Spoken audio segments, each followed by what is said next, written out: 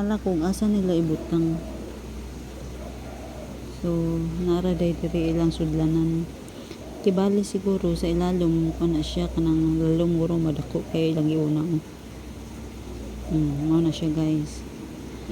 Unsa ka day kaluag ang ilahang kuan dito sa ilalom. Ay giuna nila ang dako. Yan. Daghan na kay ilang nasulod dito sa ilalom, basin siguro na naibuho. So magulat ta guys kung ila ba na masulod tanan. Daghan na kayo nagtipok na, ang uban na mira pa. Ayan, ipang bira-bira nila. Kuko na ko na siya. Akong ikong kay nahugaw kay nagpampog yuta ganina, so nahugaw siya, dagko ra bang lamigas. So okay guys, diri na lang tataman.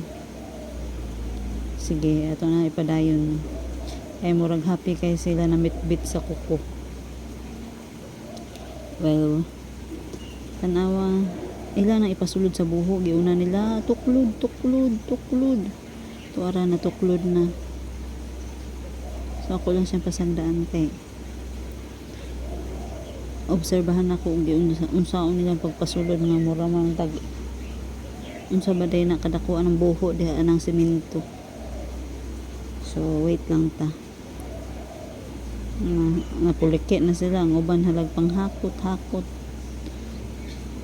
magtinabangay giday sila na napag-iisa kabuang pero gidala na niya awan siya kabalo, asa siya paingon, lagi bit na ito, asa ka mangita siguro siya buho, pero naragid ang buho diri kay nandaghan man sila. Anyway, diri na lang tataman guys, bye bye.